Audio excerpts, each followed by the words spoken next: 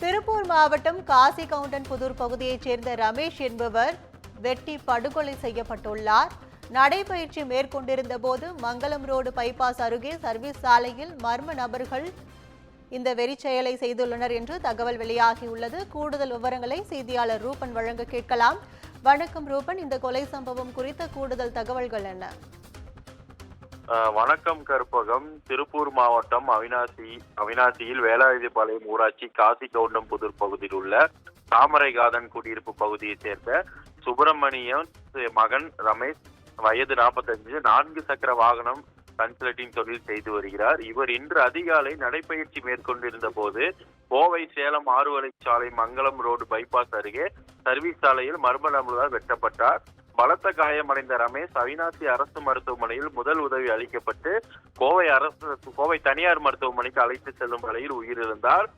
வாங்கி சென்றவர் வெட்டி கொலை செய்யப்பட்ட அப்பகுதியில் பெரும் பரபரப்பை ஏற்படுத்தியுள்ளது. கொலையாளிகள் யார், கொலைக்கான காரணம் என்ன என்பது குறித்தும் அவினாசி போலீசார் சம்பவ இடத்தில் தீவிர விசாரணை மேற்கொண்டு வருகின்றனர். கற்பகம், விவரங்களுக்கு நன்றி ரூபன்.